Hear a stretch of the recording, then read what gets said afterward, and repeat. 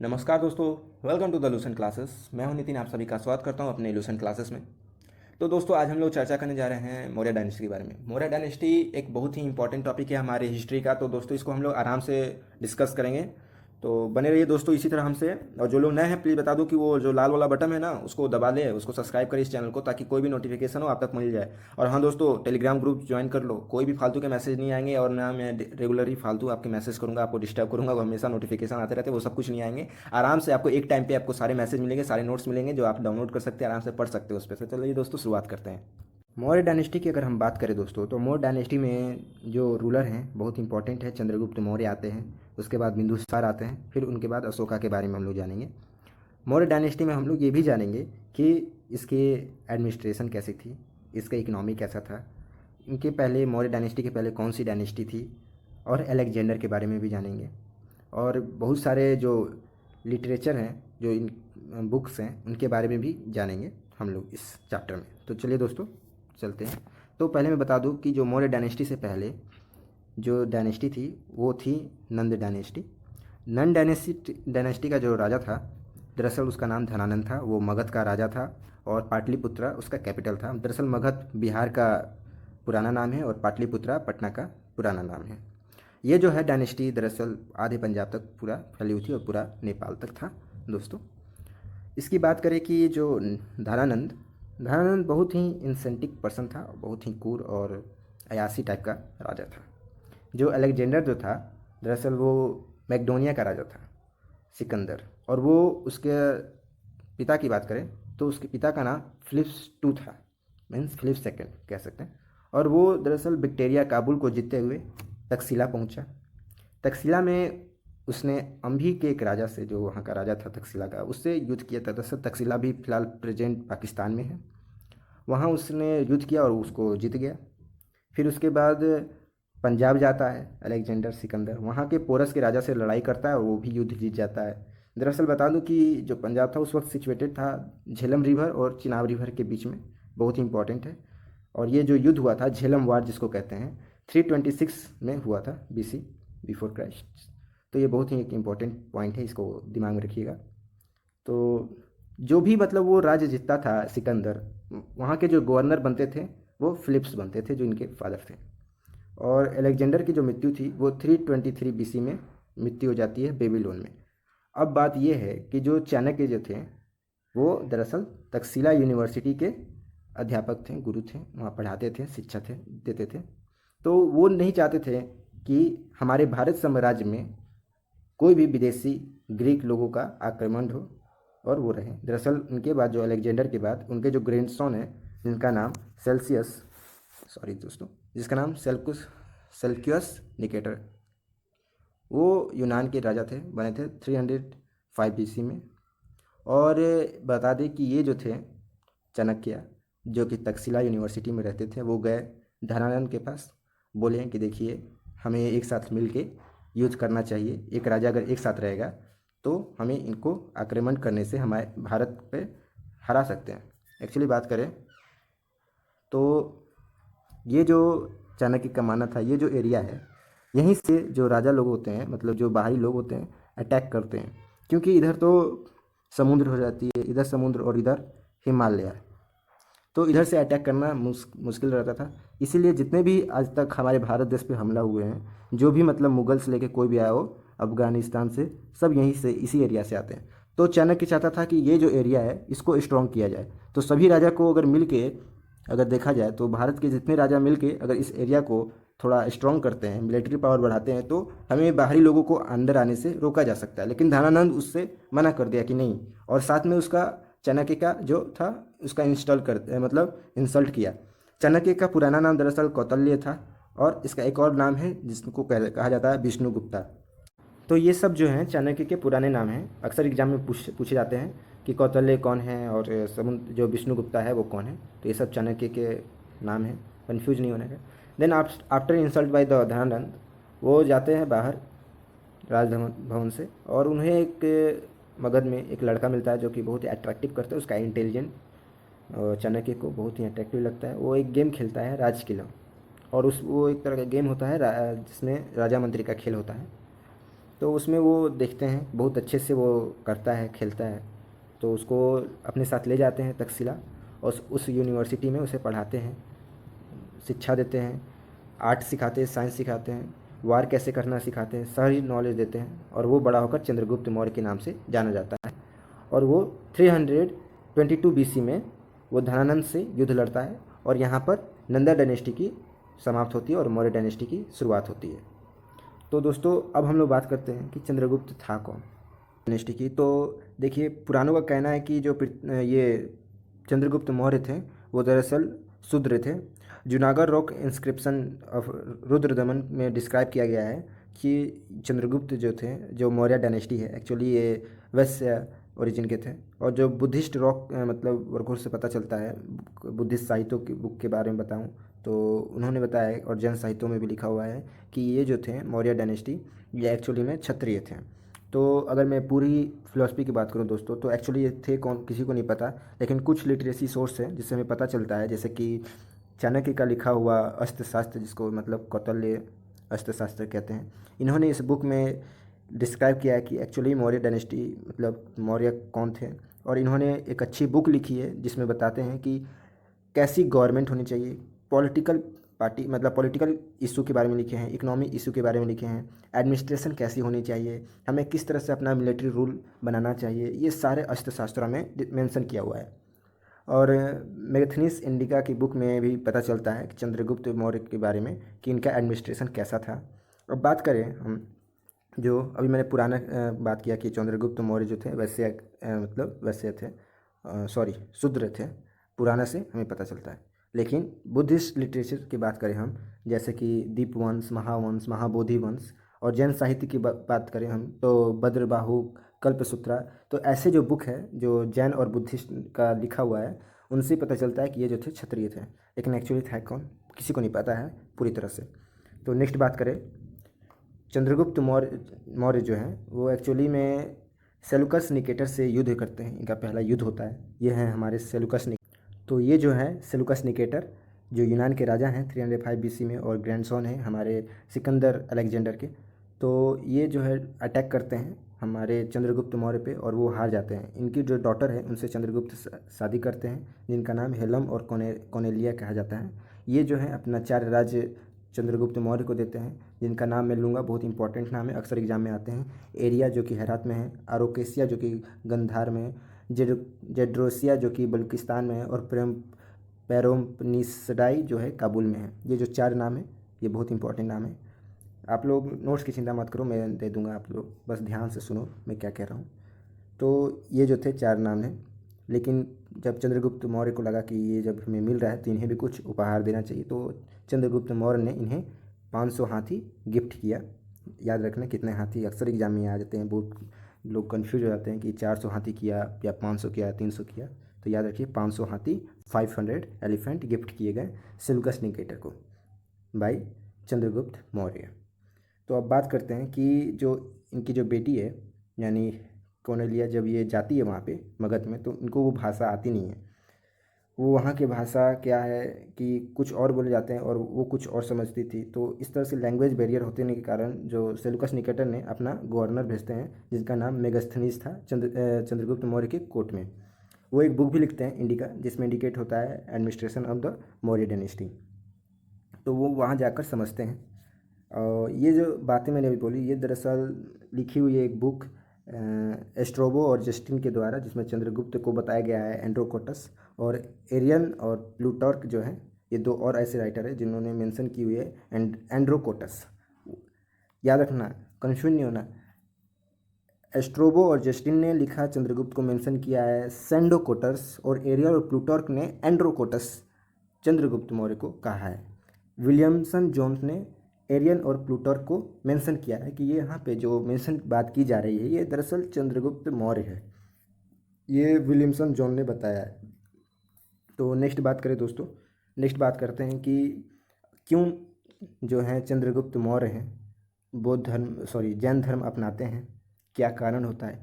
तो जब पूरी तरह से बताऊं दोस्तों कि जब उनकी वाइफ आती है, लैंग्वेज बैरियर प्रॉब्लम होता है, तो अभी मैंने जैसे बताया चंद्रगुप्त मौर्य थे फाउंडर ऑफ द मौर्य, से मैंने बता चुका है।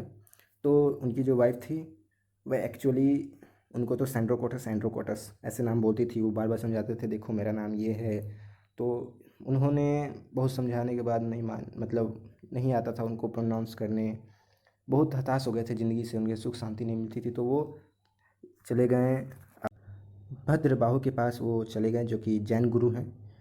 वहाँ पे उन्होंने श्रवण बेलगोला में गए, जो कर्नाटका के मैसूर में है। वहाँ पर जाकर उन्होंने शरीर त्यागा और वहीं पे उन्होंने मतलब जैन का सारा ज्ञान लिया भद्रबाहु के द्वारा। याद रखना, फर्स्ट गुरु थे चंद्रगुप्त मौर्य के, जिनका नाम भद्रबाहु था, जैन गुरु थे। 298 BC में, बिफोर क्राइस्ट में, वो अपना सारा शासक जो भी राजगद्दी थे वो अपने बेटे बिंदुसार को सौंप कर दे देते हैं और चले जाते हैं। जो ये सब बातें हैं रुद्र दमन के जूनागढ़ जो अभिलेख है उससे पता चलता है चंद्रगुप्त के बारे में कि चंद्रगुप्त मौर्य के शासन के अंतिम दिनों में मगध में अपाल काल पड़ा था।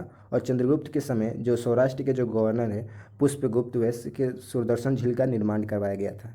ये रुद्र दमन के बुक में मेंशन की हुई है। और ये भी बोला गया है कि वो जैन धर्म अपनाते हैं और 298 BC में अपना सारा जो प्रशासन है अपने पुत्र बिंदुसार को सौंप देते हैं। अब नेक्स्ट बात करेंगे दोस्तों उनके पुत्र के बारे में, बिंदुसार। तो बिंदुसार जो है इन सक्सेसर हुए चंद्रगुप्त मौर्य के। ये दरअसल 298 से 273 BC तक शासन किए। इनका मेन एम था कि टारगेट था कि साउथर्न पार्ट में, मतलब इंडिया के साउथर्न पार्ट को कवर करना चाहते थे, उसको रूल करना चाहते थे। और पुराणों के द्वारा बताया जाता है कि ये 25 साल तक शासन किए सक्सेसफुली और मौर्य डायनेस्टी को आगे तक ले गए। ऐसा बोला जाता है कि बचपन में इनकी माँ ने विष पीने के कारण इनका जो जन्म हुआ था सर्जरी के द्वारा हुआ था। और इन्हें फर्स्ट सर्जेरियन रूलर भी कहते हैं दोस्तों, जिसके कारण इनके मस्तक पे एक बिंद है जो कि विष के कारण इन्हें वो जो बिंदु पड़ा उसके कारण इन्हें बिंदुसार कहा जाता है। यूनानी लेखक के द्वारा इनका जो नाम है, इनका नाम है मित्रघाट, जो कि शत्रुओं को नाश करने का वाला होता है इसका मतलब। और जैन ग्रंथों के अनुसार इनका नाम है सिंहसेन। और वायु पुराण में भद्रसार इनको कहा गया है। दोस्तों ये जो मैं बोल रहा हूँ याद रखना।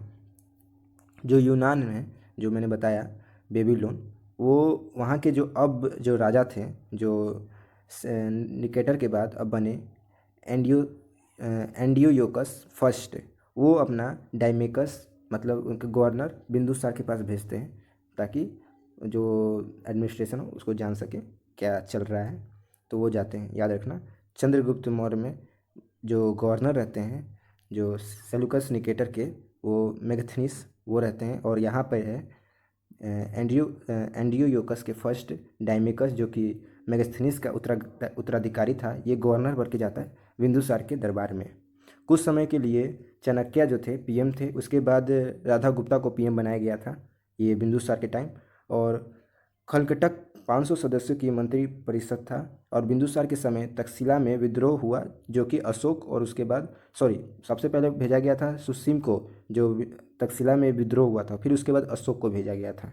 तो ये था हमारा किंग ऑफ बिंदुसार की कहानी। छोटा है, ज़्यादा नहीं है। इनकी बात करें कि ये दरअसल कहाँ तक हमने मतलब ले गए, तो 1 मिनट में आपको इमेज दिखाता हूँ, मैप से आप समझो। ये जो थे यहाँ तक, ये जो एरिया है टोटल, ये पूरा एरिया इन्होंने कवर किया। और ये जो था बता दूं, ये पूरा आप जो दिख रहे हैं ग्रीन कलर का, ये ब्लू कलर का, ये टोटल एरिया चंद्रगुप्त ने सक्सेस किया। और उसके बाद मौर्य को बता दूं, ये जो बिंदुसार ने इस एरिया को कवर किया। फिर अशोका आते हैं, अशोका ने पूरा इस एरिया को इधर कह रहा हूँ, ये पूरा एरिया को यहाँ तक ले जाते हैं। तो सब ने अपना अपना योगदान दिया दोस्तों, अपने अपने शासनकाल में मौर्य डायनेस्टी को आगे तक बढ़ाएं। नेक्स्ट बात करें अशोका के बारे में दोस्तों। तो चलिए शुरुआत करते हैं अशोका के बारे में। अशोका का शासन 273 से 232 BC तक रहा दोस्तों। और बता दूं कि अशोका जो था बहुत ही आउटस्टैंडिंग पर्सनालिटी, मतलब कहिए तो एक अपने आप में एक ऐसा महान योद्धा जो कभी नहीं हार सकता है। अशोका का मतलब होता है कि नो सैरो, मतलब कोई दुख नहीं ज़िंदगी में। इसका मतलब इसलिए इसका अशोका नाम पड़ा। इन्होंने बता दूं जो अपने ब्रदर को मार के, जो 99 इनके भाई थे उनको मार के इन्होंने राजगद्दी संभाली। और अशोका ने झेलम में के किनारे श्रीनगर बसाया। याद रखिएगा, हमेशा जीके में पूछता है कि श्रीनगर किसने बसाया, तो अशोका ने बसाया। और नेपाल को ललित पाटन भी बनाया, अशोका ने बनाया, वो भी मैं बता दूं 235 BC में बनाया इन्होंने। और ये भी बता दूं दोस्तों कि जो अशोका थे उनके टाइम तृतीय बौद्ध संगीति हुई थी, मतलब कह सकते हैं थर्ड बुद्धिस्ट काउंसिल। आपने मेरा अगर चैनल वो वीडियो देखा होगा बुद्धा का, बुद्धिज्म पे, तो आपको पता चलेगा मैंने ये बात बताया है कि अशोका की टाइम तृतीय बुद्धिस्ट काउंसिल होते हैं, मतलब तीसरा बुद्ध संगीति का आयोजन किया जाता है। और इसके जो अध्यक्ष रहते हैं मोंगली पुत्र तीर्थ से रहते हैं। और वार की बात कर रहे हैं दोस्तों, कलिंगा वार, मतलब मोस्ट फेमस। यहाँ देख सकते हैं कहाँ तक इन्होंने अपना शासन किया अशोका का। कलिंगा वार की बात करें दोस्तों तो 261 बिफोर क्राइस्ट वार में ये कलिंगा वार करते हैं, जो कि कलिंगा के राजा थे नंदराज। याद रखना, नंदराज जो थे कलिंगा के राजा थे। और इसमें अशोका जीत जाते हैं। ये 8 मतलब ये वार चलता है। फिर उसके बाद ये 9 साल में बोलते हैं कि अब ये मतलब शांति की खोज में जाते हैं, अब ये युद्ध करना छोड़ देते हैं। तो अशोका ने बुद्धिज्म अपनाते हैं। और इनके जो पुत्र होते हैं और डॉटर, जिनका नाम है महेंद्र और संघमित्रा, डॉटर है संघमित्रा और जो पुत्र है सॉन है उनका नाम महेंद्र है। ये अपना श्रीलंका तक स्प्रेड करते हैं बुद्धिज्म। अब ये जो हैं अशोका बुद्धिज्म को फैलाते हैं, पूरा सीरिया तक फैलाते हैं दोस्तों। बता दें बोध गया तक बहुत सारे पिलर्स, बहुत सारे रॉक एडिट सब इजिप्ट ग्रीक तक, मतलब सोचिए ये पूरा अशोका बुद्धिज्म को फैलाते हैं पीस के लिए, ताकि शांति मिले इन्हें। और बात करें इसका एडमिनिस्ट्रेशन के बारे में दोस्तों, आर्ट्स एंड आर्किटेक्चर के बारे में, तो बहुत सारे रॉक एडिट के बारे में बात करें दोस्तों तो रॉक एडिट में बता दें कि जो रॉक एडिट 18 है और 14 है वो बहुत ही मोस्ट इम्पॉर्टेंट है। आपको मैं इमेज दिखाऊंगा इसका ज़रूर। ये देखिए जो हमारा रॉक एडिट 13 है और 14 बहुत इंपॉर्टेंट। जो 13 में मेंशन किया है कलिंगा वार, और 14 में inspiration to spirit religions life, ये बहुत इंपॉर्टेंट है। और एक मतलब समझ लीजिए हर एक साल एग्जाम में ये आते हैं, तो इसे याद रखिएगा। और अशोका ने बहुत सारे पिलर्स बनवाए थे, major rock pillars, minor rock pillars, देख सकते हैं यहाँ पे। और जो अशोका ने ये भी बनवाया था कर्व एलिफेंट, जो कि दवेली में है, सांची स्तूप पता, और 4 लॉयन लैपिटल, जिसमें से हम देख सकते हैं यहाँ पे देखिए ये 4 लॉयन लैपिटल और 1 लायन लैपिटल बनाया, जो कि नेशनल एम्बलम है हमारे कंट्री का। और मैं बता दूं कि जो अशोका चक्र है, यहाँ पे बात करेंगे, हमारे इंडियन फ्लैग में भी है, देख सकते हैं आप। हम लोग इंडियन फ्लैग में जो बोलते हैं वो चक्र है, वो अशोका चक्र है। तो ये था हमारा आर्ट एंड आर्किटेक्चर था मौर्यन डायनेस्टी की। अब बात करते हैं इसके एडमिनिस्ट्रेशन और इकोनॉमिक की। तो अब बात करें कि इसके एडमिनिस्ट्रेशन कैसा था, तो हमें इसका जो एडमिनिस्ट्रेशन है वो पता चलता है 2 बुक से। पहला बुक तो हमारा अर्थशास्त्र है, चाणक्य का है। और दूसरा हमारा पता चलता है किससे, सोचिए, तो मैगथेनिस का इंडिका का जो बुक है जो उन्होंने वो लिखा है उससे भी पता चलता है। तो इन्होंने बताया कि 18 तीर्थर्थ जो मंत्री थे उनमें से पद है, सबको पद मिलता है। जैसे मंत्री का जो पीएम जिसको कहता है, जो एडवर्सरी टू द किंग होता है। सेकंड होता है पुरोहित, जिसको हम लोग बोलते हैं chief political adviser on the religious issue. जो पुरोहित होते हैं जैसे पंडित, वो सब रिलीजियस इशू को संभालते हैं। युवराज जो होते हैं सक्सेसर ऑफ किंग जिसको कहते हैं। सेनापति मतलब चीफ ऑफ डिफेंस, जैसे डिफेंस के देखा जाए तो सेनापति कहते हैं। और प्रदेशत्रा का बात करें तो जज ऑफ क्रिमिनल कोर्ट, जो कि वो जज करता है क्रिमिनल में कोई तरह का क्राइम ना हो, जो आज के समय में बताएं। और समाहर्ता का बात करें तो रिवेन्यू जो टैक्स कलेक्टर होता है। और भी बहुत सारे से दंडपाल, दुर्गपाल, तो ये सब मिनिस्टर थे, 18 मिनिस्टर। तो इस तरह से मतलब एडमिनिस्ट्रेशन वहाँ पे चलता था। हम बात करें मौर्य डायनेस्टी की। इकोनॉमी की बात करें तो फसल की बात करें तो बहुत सारे फसल होती थी। हमारा एक्सपोर्ट इंपोर्ट होते थे ग्रीक का। जैसे बिंदुसार के टाइम बताएं तो अंजीर का एक्सपोर्ट हुआ था यूनान देश से, यूनान मतलब बेबीलोन से। और जैसे बात करूं कि अंजीर का, दर्शनीय, ये सब एक्सपोर्ट इंपोर्ट होता था यूनान कंट्री से। तो अशोका के टाइम ये सब बहुत अच्छी इकनॉमी और एडमिनिस्ट्रेशन थी। फिर उसके बाद जब अशोका बौद्ध धर्म अपनाते हैं और राज्य त्याग देते हैं, तो उसके बाद जो है मौर्य डायनेस्टी धीरे धीरे समाप्त होने लगती है। फिर उसके बाद गुप्ता डायनेस्टी आती है हमारी। तो इस तरह से जो हमारा इतिहास है मौर्य डायनेस्टी का, आशा करता हूँ कि आपको अच्छा लगा होगा और कोई कन्फ्यूजन नहीं हुआ होगा। तो दोस्तों, अच्छा लगा हो तो प्लीज़ इस चैनल को सब्सक्राइब करें और शेयर ज़रूर करें दोस्तों। मैंने ये सारे नोट्स अपने टेलीग्राम चैनल पे दे दिए हैं, वहाँ से आप डाउनलोड कर सकते हैं, आप ज्वाइन कर सकते हैं नीचे दिए हुए लिंक पे। आज के लिए बस इतना ही दोस्तों, धन्यवाद।